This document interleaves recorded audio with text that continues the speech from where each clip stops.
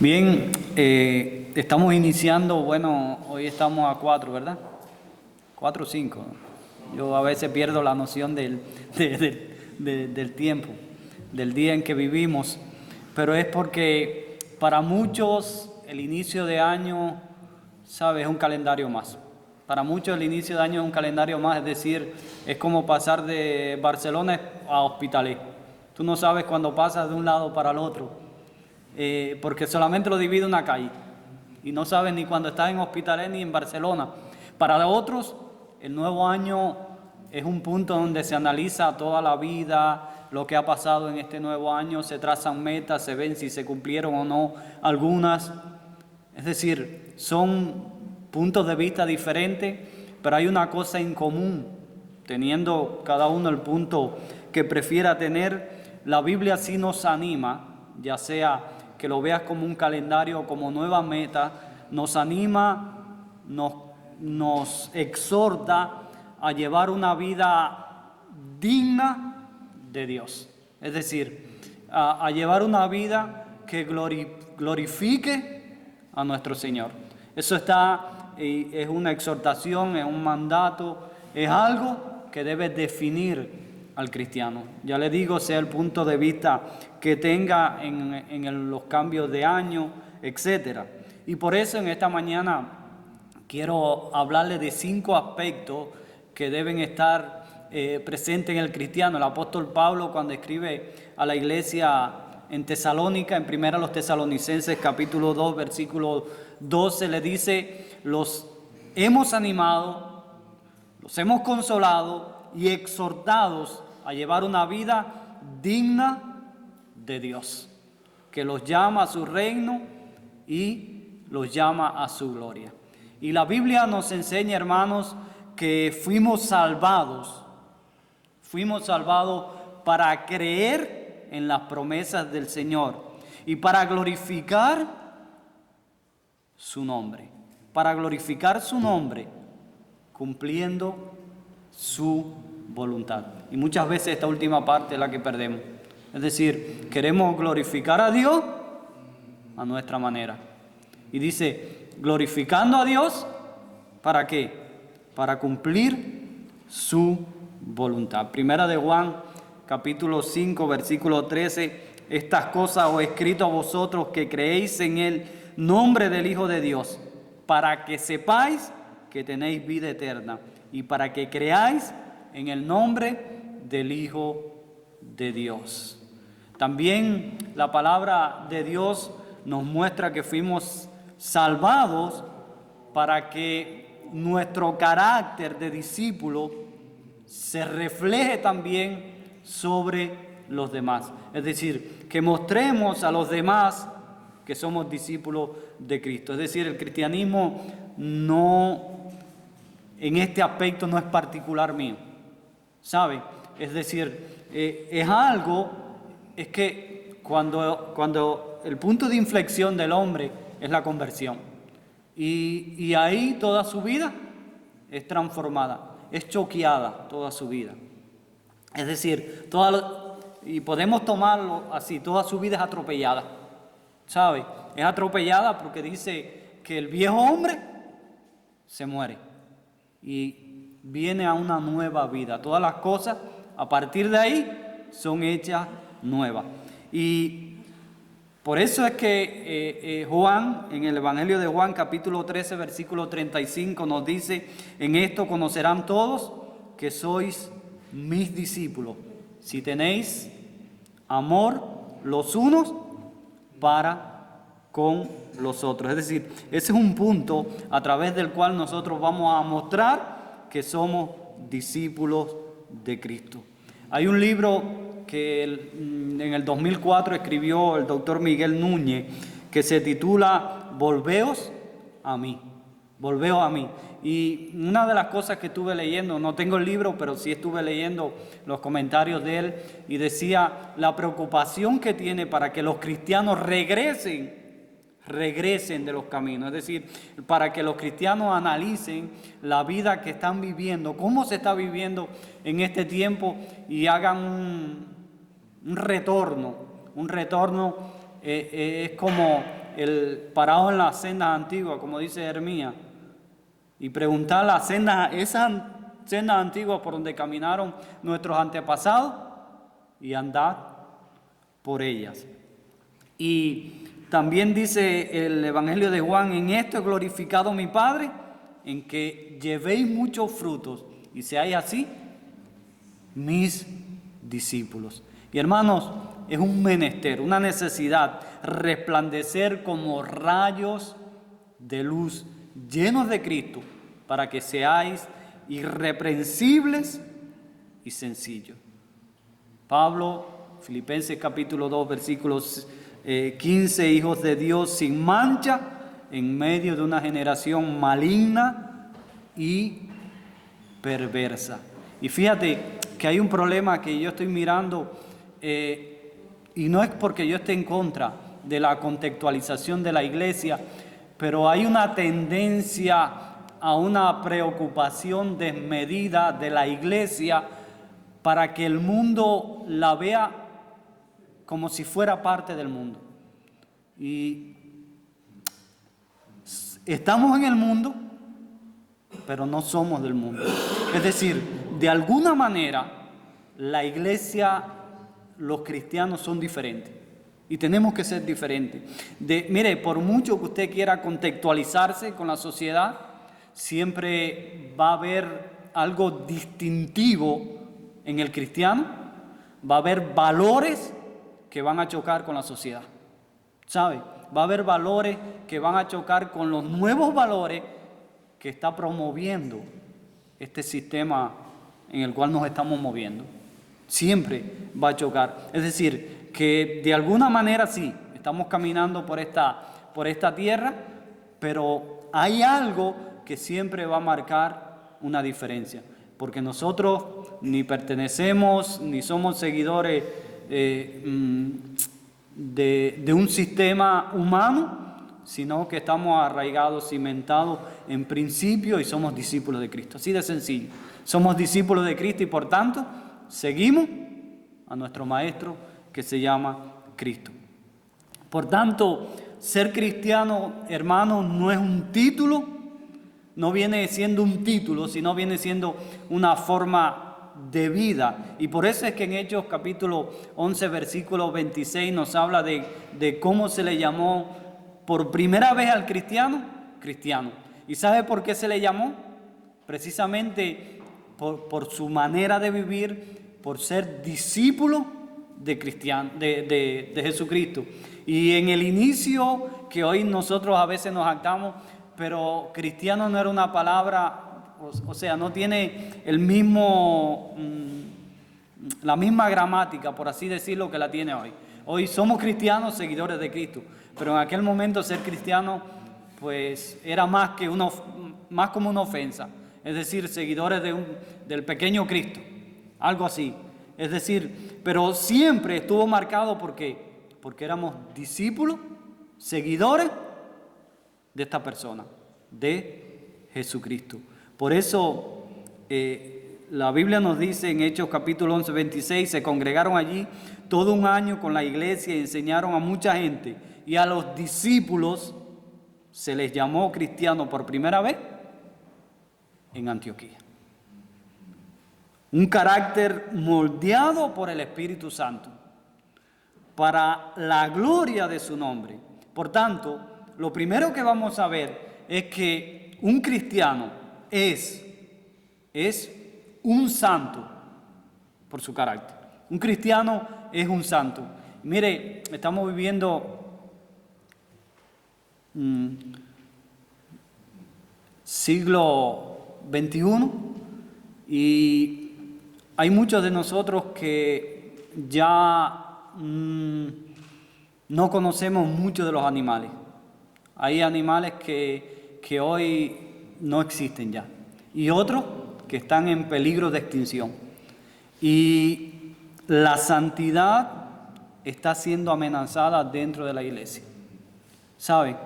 Ya no se habla mucho de santidad dentro de la iglesia. Y se ha ido tanto y repito, la contextualización, que muchas veces olvidamos la santidad de Dios. Y tenemos temor a hablar la santidad de Dios, ¿sabe?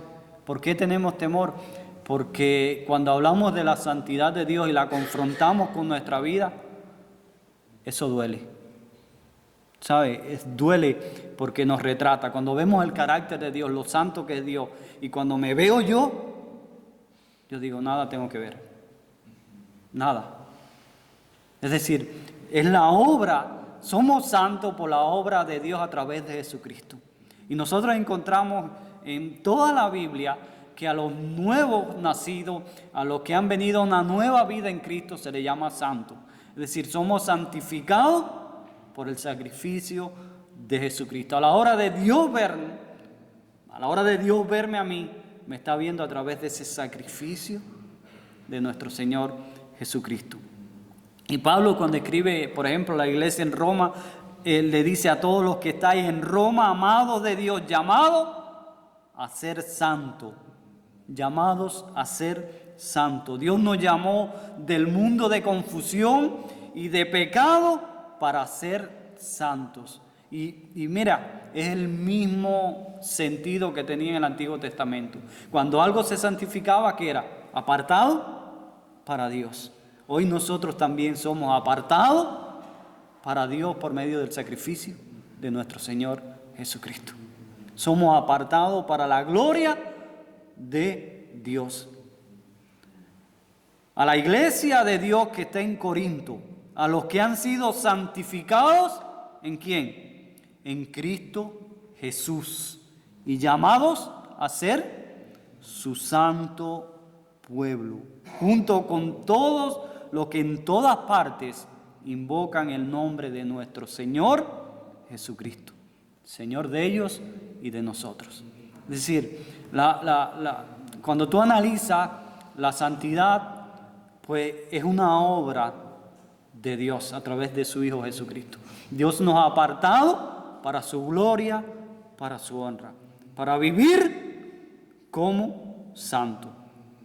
Judas, siervo de Jesucristo y hermano de Jacobo, a los llamados, santificados en Dios Padre y guardados en Jesucristo. Mira, no podemos tener comunión con Él si no vivimos en santidad. Si no vivimos en santidad.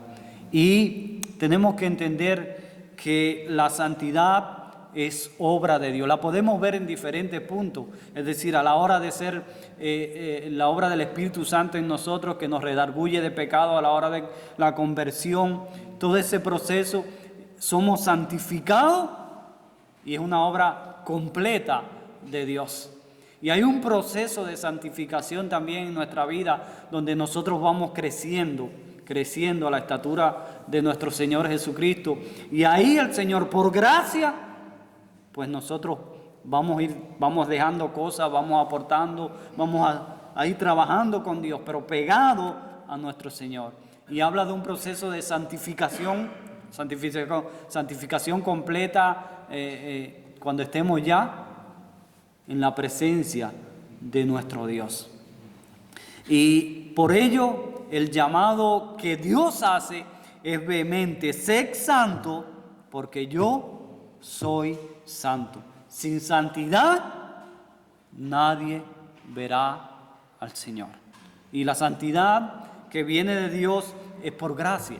Si no lo merecemos, somos pecadores y la gracia de Dios se ha derramado en nuestro corazón y nos ha capacitado, nos ha limpiado, nos ha purificado para que nosotros vivamos para la gloria de Dios, para Él. Y somos santos únicamente porque esa gracia se ha derramado a través del sacrificio de Jesucristo en la cruz del Calvario. No hay otra manera que nosotros podamos acercarnos a Dios. No hay otra manera de que el hombre pueda limpiarse si no es a través de la sangre de Jesucristo, a través del sacrificio de Jesucristo en la cruz del Calvario.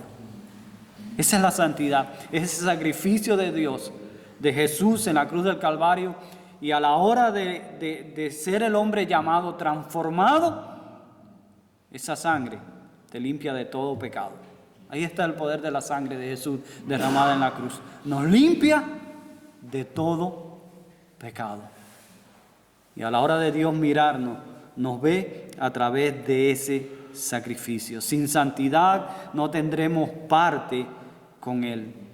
Por eso es que también es una parte de cómo nosotros vivimos. Es decir, si hemos sido santificados por Dios, vamos a vivir la vida santificada con Dios. Y no hay en yugo desigual con los incrédulos, porque qué compañerismo tiene la justicia con la injusticia, y qué comunión la luz con las tinieblas, y qué concordia Cristo con Belial, o qué parte del creyente con el incrédulo, y qué acuerdo hay entre el templo de Dios y los ídolos, porque vosotros sois el templo de Dios viviente. Y cuando habla eso, está recordando sin duda aquel tabernáculo que estaba en el desierto, es decir, aquella construcción que había en el desierto, que caía sobre él la nube de Dios, el Chequiná de Dios, y allí veían la presencia de Dios mediante aquella nube. Hoy está diciendo, ustedes son ese tabernáculo. Por eso es que el Evangelio de Juan en el capítulo 1 dice que Él fijó tabernáculo en nosotros. Es decir, que yo soy ese portador de la gloria de Dios. Yo soy el tabernáculo. Dios ha venido y ha hecho morada en mi vida. Y por tanto, eso lleva un cambio, una transformación, y ya yo no soy el mismo. Y eso genera que toda mi vida sea transformada. Hermanos, sin santidad no tendremos un verdadero fruto de justicia que honre el nombre de nuestro Dios. Por eso es que el apóstol Pablo dice, mas ahora que habéis sido libertados del pecado y hechos siervos de Dios, tenéis por vuestro fruto, ¿qué cosa? La santificación. Y como fin, la vida eterna. Y podríamos entrar en detalle en este precioso versículo, pero tenéis por vuestro fruto. Es decir, la santificación viene siendo el resultado de lo que Dios ha hecho en mi vida. Fíjate que yo no busco la santificación para algo, yo tengo la santificación por algo, y es el sacrificio de Cristo. Por eso yo soy santo. Yo no busco la santidad para algo, sino porque ya tengo algo. ¿Ustedes entienden? Porque ya tengo a Cristo en mí. Eso entonces va a generar ese proceso de santidad a través del cual, como fin, voy a tener la vida eterna. Y segundo, un cristiano es un soldado por su lucha. Un cristiano es un soldado. Estamos en una constante batalla, ¿sabe? La Biblia dice que nuestra lucha no es contra sangre ni carne. Estamos en una constante batalla. Y muchas veces las personas que se acercan a mí son usadas precisamente en esa batalla del maligno. Tú pues sufres, dice Pablo a Timoteo, a este joven, sufre penalidades como buen soldado de Jesucristo. La Escritura no nos propone a nosotros luchas terrenales, sino la batalla de la fe. Pelea la buena batalla de la fe. Pelea la buena batalla de la fe. Echa mano a la vida eterna, a la cual asimismo fuiste llamado, habiendo hecho la buena profesión delante de muchos testigos. Precisamente por hallarnos, hermanos, en el mundo dominado por Satanás, nuestra lucha no es contra carne y sangre. Y en el libro de Efesios, es que el Señor nos deja todos los instrumentos, los medios de gracia para que nosotros podamos vivir la vida cristiana. Nosotros vivimos, el cristiano, hay un límite a veces que nosotros no sabemos, es decir, ¿dónde está la responsabilidad humana? ¿Dónde comienza la responsabilidad humana en este proceso? Y tenemos que entender que Dios ha puesto los medios de gracia. Y la responsabilidad que nosotros tenemos es cómo usamos esos medios de gracia que Dios ha puesto a nuestro favor. ¿Cómo yo uso eso? Y esa es mi responsabilidad. Dios me lo ha puesto, me ha capacitado, ya soy una nueva criatura. Ahora me ha puesto los medios de gracia. Dios no No es esa idea de que Dios es un relojero, me dio cuerda y me dejó. No, es que Dios me puso los medios de gracia. Dios me trazó la línea y me dijo, mira, camina por aquí, te mueves aquí y de esta manera vas a llegar aquí. Nos lo ha dado todo. Dios no solamente nos salvó, sino que nos ha previsto también cómo caminar en un mundo deshecho en pura limpieza, nosotros. Y la lucha que nosotros estamos llevando, hermanos, se extiende a todos los frentes. A todos los frentes. Es como una batalla, una guerra donde encontramos que aire, mar y tierra, a todos los frentes. La lucha que nosotros ocupamos hoy se extiende a todos los frentes.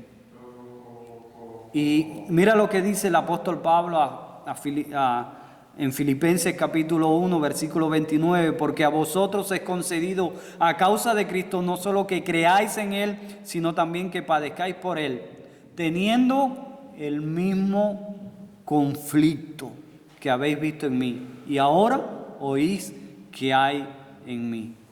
Porque quiero que sepáis cuán grande lucha, Colosenses 2:1, sostengo por vosotros y por los que están en la Odisea y por todos los que nunca han visto mi rostro. Porque por todos ellos a todos ellos el enemigo procura vencernos. Y el enemigo tampoco duerme, el enemigo tampoco descansa y siempre está aprovechando cada una de nuestras debilidades. El apóstol Pablo dice, he peleado la buena batalla, he acabado la carrera, he guardado la fe. Y se estaba refiriendo ya al último aspecto de su vida, estaba su vida llegando al final y él ahora se está haciendo un análisis de todo y dice, he peleado la buena batalla, he acabado la carrera. Y le dice a la iglesia por la cual también trabajo luchando según la potencia de Él, la cual actúa poderosamente en mí.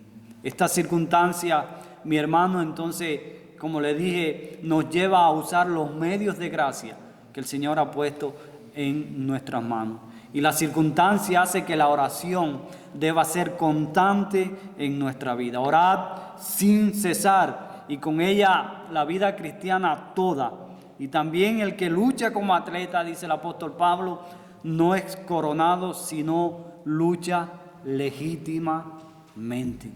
Fíjate, es decir, que hay una batalla y en esa batalla Dios ha dispuesto todas las herramientas, todas las armas, todas las cosas que nosotros podemos usar. Es que Él nos dice, tienen la victoria y aquí tienen cómo obtener la victoria.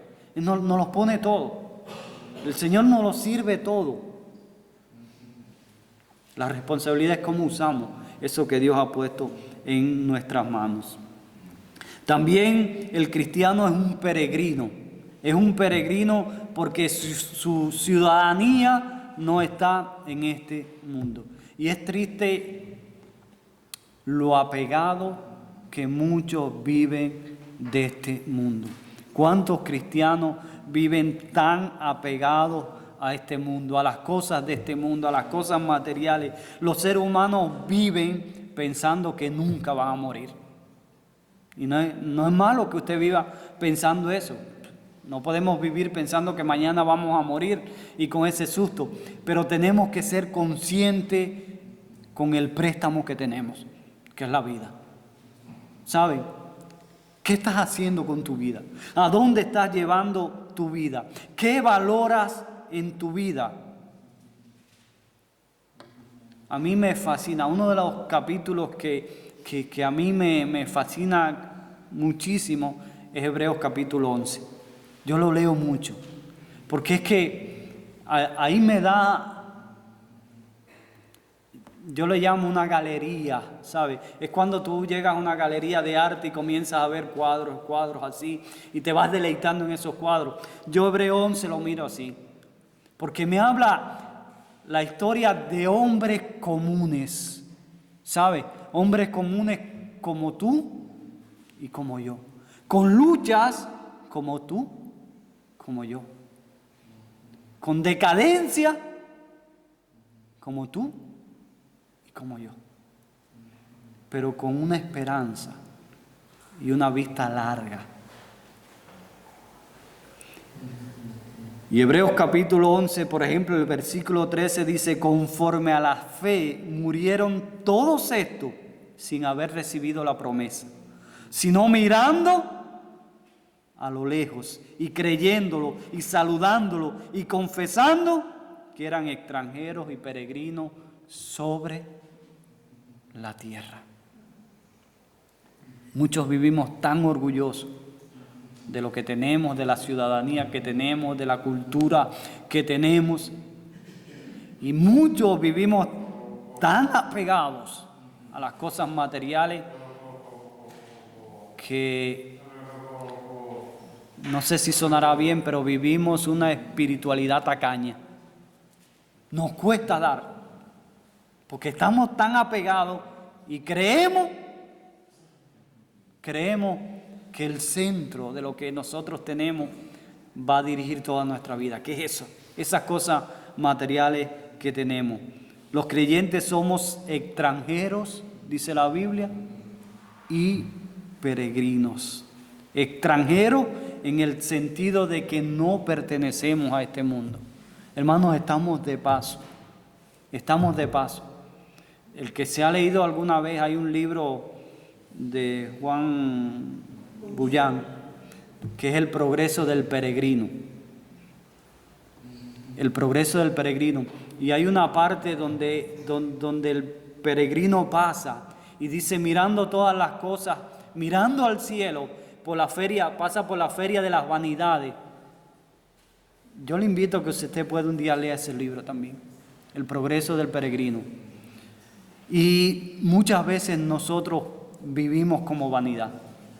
Es así de tristeza. Y vivimos tan apegados a esas cosas porque la misma cultura nos va involucrando, la misma sociedad nos va involucrando y nosotros vamos descuidando esos aspectos a los cuales hemos sido llamados.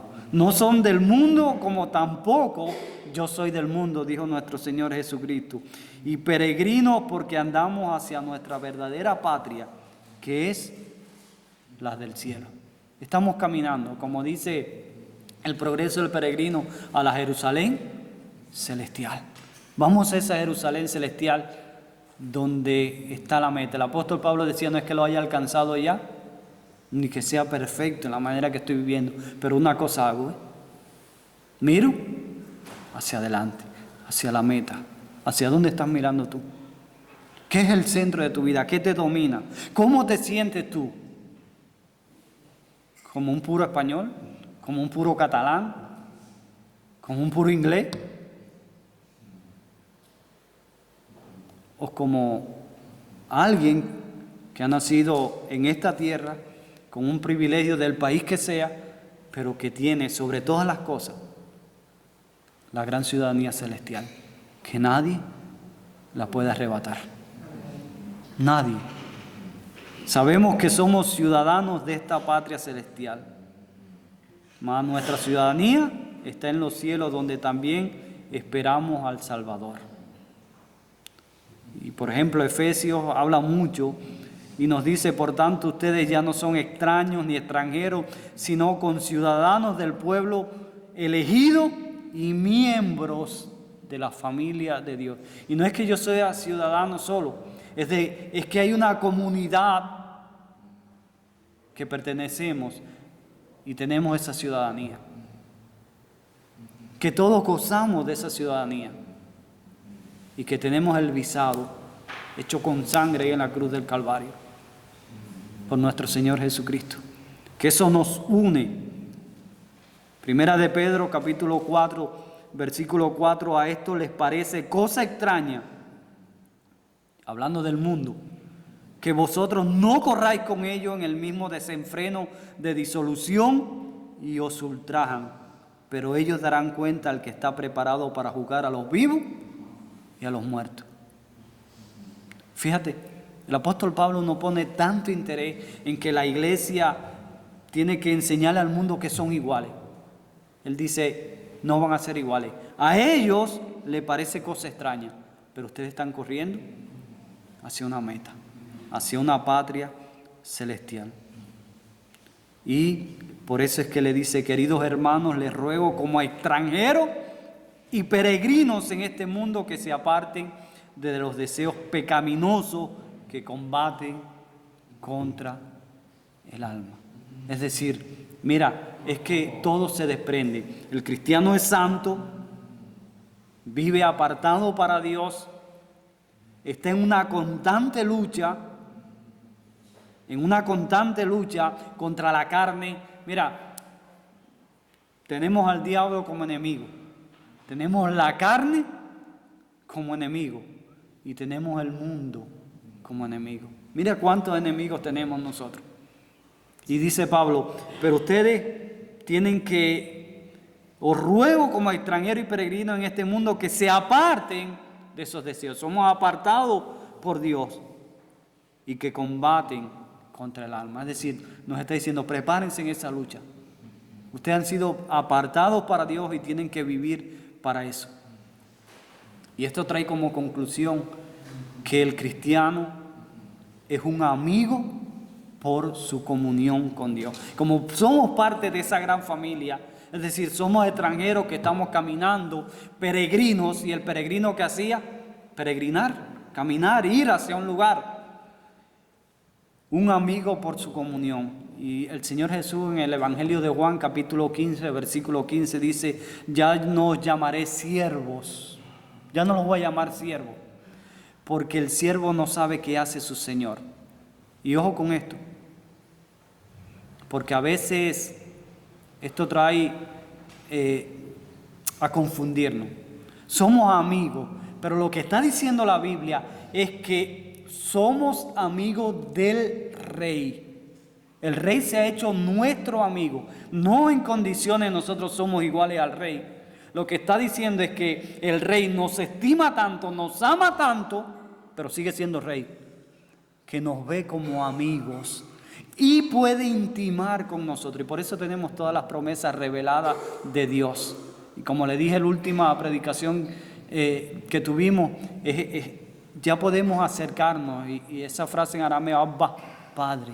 Es decir, acercarnos en una intimidad y una relación tan estrecha con nuestro Rey que no tenemos que pedirle permiso a nadie, ni tocar la puerta para pedir permiso para entrar a la presencia de Dios. Hoy por medio de ese sacrificio podemos entrar y tenemos esa intimidad. Y por eso dice, ya nos llamaré siervo, porque el siervo no sabe lo que hace su Señor.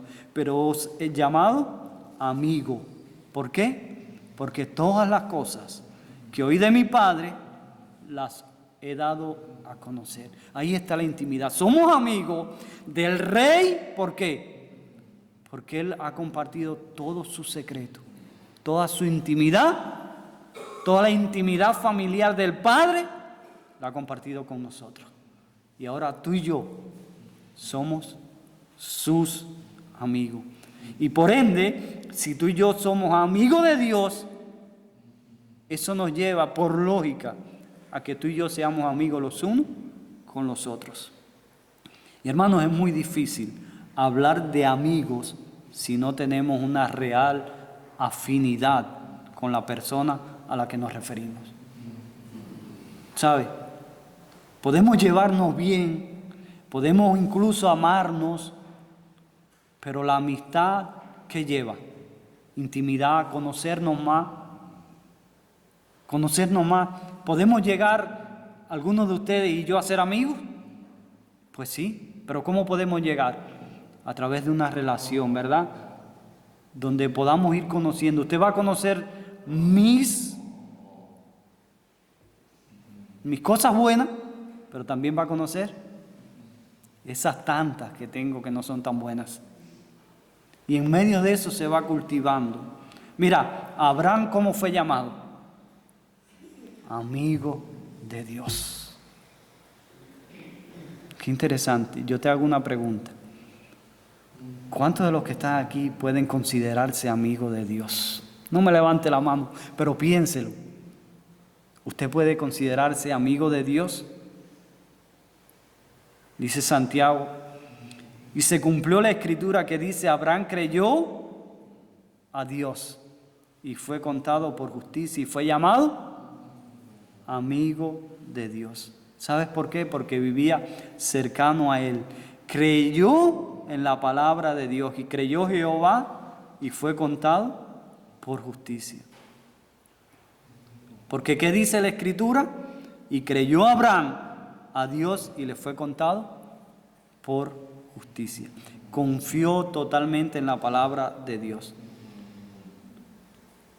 Segundo libro de Crónicas, capítulo 20. Dios nuestro, ¿no echaste tú los moradores de esta tierra delante de tu pueblo Israel y le diste a la descendencia de Abraham tu amigo para siempre?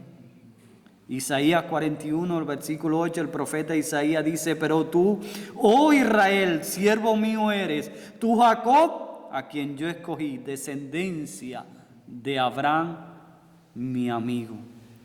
Mira, los verdaderos amigos tienen en común y comparten los momentos más importantes de su vida. Hay momentos de angustia, ahí está. Proverbios 17 dice: en todo tiempo ama al amigo y es como un hermano en tiempo de angustia. En soledad, el libro de Ruth, cuando se quedó su suegra sola, sin nadie, ahí estaba Ruth en medio de la soledad. Respondió Ruth: no te ruego, no me ruegues que te deje y me aparte de ti, porque donde quiera que tú fueres, iré yo, y donde quiera que viviere, viviré.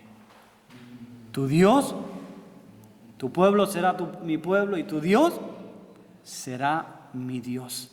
Mira, nosotros no vemos la amistad, no nos dice ahí explícitamente que hay una amistad, pero si usted lo lee, ¿qué encuentra?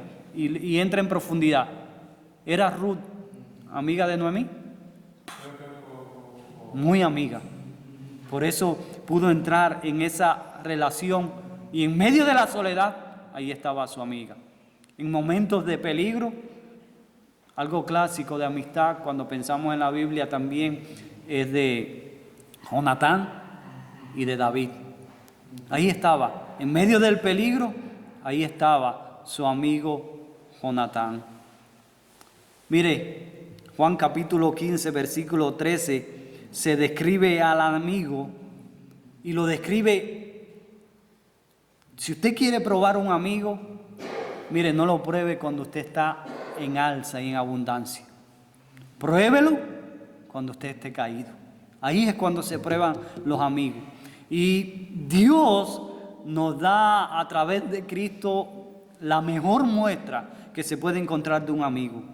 Y dice: nadie tiene mayor amor que este, que uno ponga su vida por sus amigos. Vosotros sois mis amigos.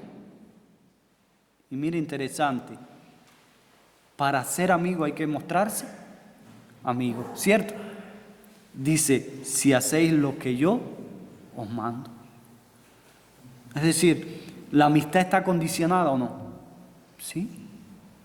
Esa amistad tiene que mostrar que yo soy amigo. Ya no os llamaré siervo, porque el siervo no sabe lo que hace su señor, pero os he llamado amigo, porque todas las cosas que oí de mi Padre las he dado a conocer. Y dice que el amigo pone su vida porque se siente unido íntimamente a la otra persona. Y en esto hemos conocido el amor de Dios, en que Él puso su vida por nosotros. Y también nosotros debemos poner nuestra vida. Esa parte no nos gusta mucho, pero ahí está en las Escrituras. Si yo soy un amigo, si yo soy discípulo de Cristo, ¿qué cosa hace un discípulo? ¿Qué hace un discípulo? Imita a su maestro, así sencillamente. Es como los que hemos tenido hijos, han tenido nietos, no sé qué.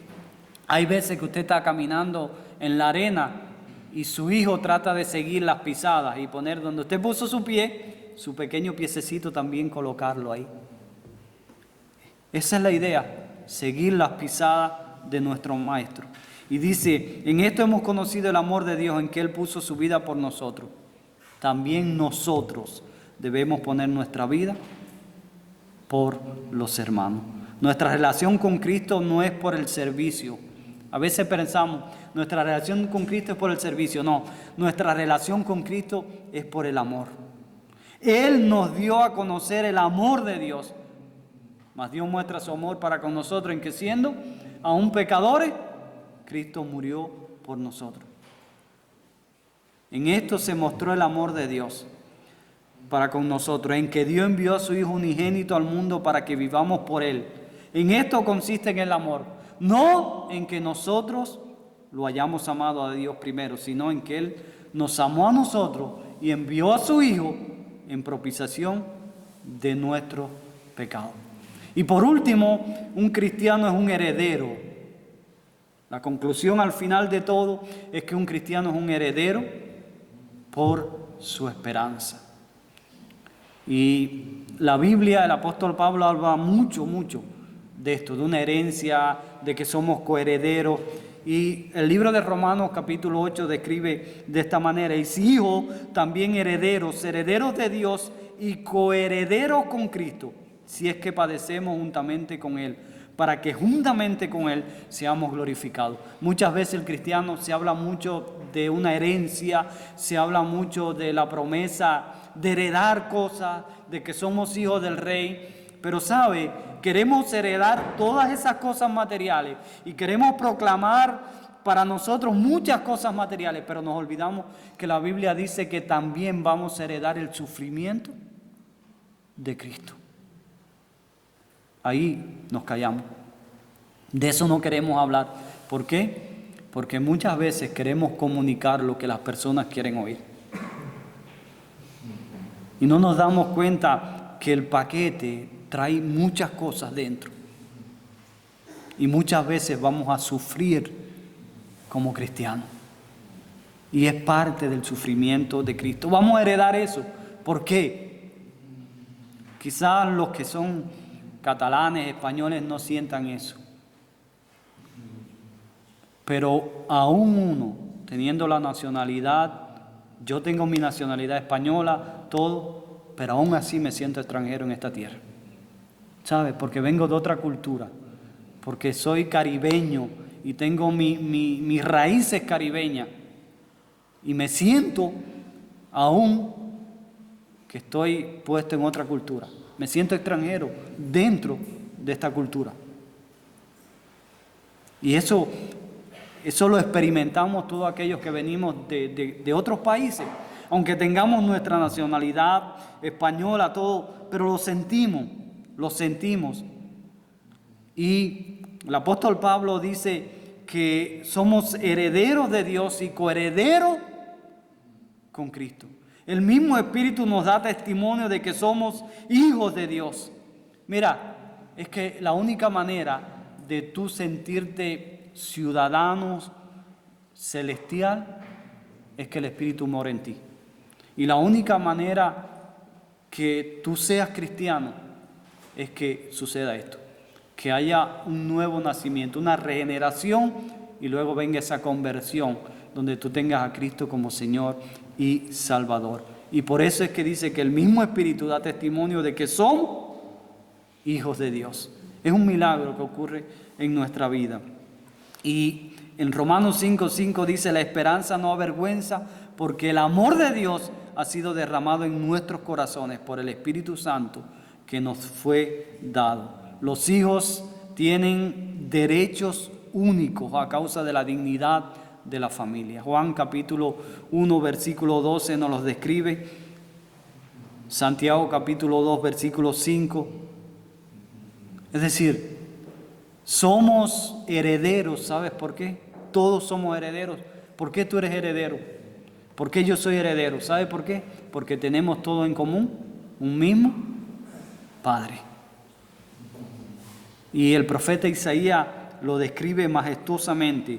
Ahora pues, Jehová, tú eres nuestro Padre, nosotros barro, y tú el que nos formaste. Así que obra de tus manos somos todos nosotros. Y si vosotros sois de Cristo, dice Pablo, ciertamente linaje de Abraham soy y heredero según las promesas. Así que ya no eres esclavo, sino hijo, y hijo también heredero de Dios por medio de Cristo. Como herederos de Dios, hermanos, nosotros en virtud de la muerte y la resurrección de Cristo somos coherederos con Jesús. El Espíritu mismo da testimonio a nuestro espíritu. Dice, existe una diferencia notable entre herencia terrenal y herencia celestial. La primera generalmente la obtenemos luego de la muerte de los dueños. En cambio, la celestial la compartimos con uno que nunca muere. Y bajo las normas hebreas, el hijo mayor recibía la participación principal y no estaban incluidas las hijas, salvo que no hubiera hijo. Por la ley romana, los hijos, hijas y adoptados participan con igualdad. Nosotros participamos con igualdad de la herencia del primogénito, que es nuestro Señor Jesucristo. Efesios capítulo 3, versículo 6, que los gentiles son coherederos y miembros del mismo cuerpo y copartícipes de las promesas en Cristo Jesús por medio del Evangelio, la buena noticia de salvación.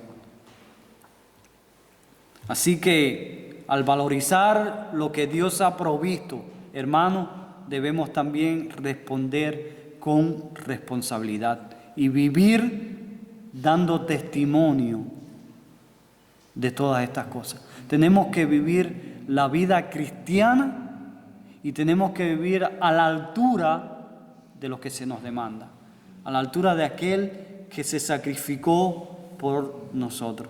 Y para concluir, la vida cristiana es un resultado o una consecuencia de lo que Cristo hizo por ti y por mí, de lo que hizo por nosotros. No es un medio para ser cristiano, sino un resultado. Somos cristianos por lo que Cristo hizo por nosotros. Por tanto, hermanos, hay un llamado vehemente para que disfrutemos lo que somos. Vivamos porque somos hijos de Dios, somos los amados de Dios. El resultado de la obra de Jesucristo a favor nuestro provocará un cambio en nuestra vida que afectará todas las áreas. Todas las áreas de nuestra vida van a ser choqueadas, afectadas.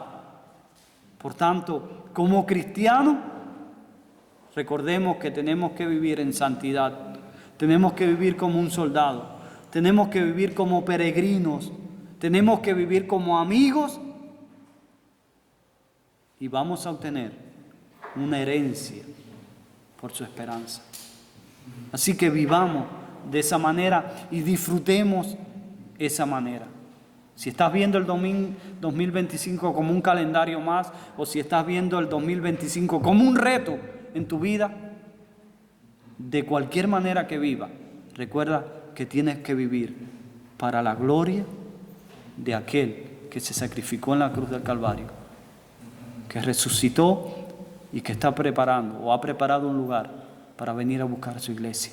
Muchos han ido antes, otros iremos luego y otros tendrán la dicha de ser recibidos en el cielo. Así que vivamos como lo que somos, como hijos, como discípulos de nuestro Señor Jesucristo. Oremos. Señor, agradecemos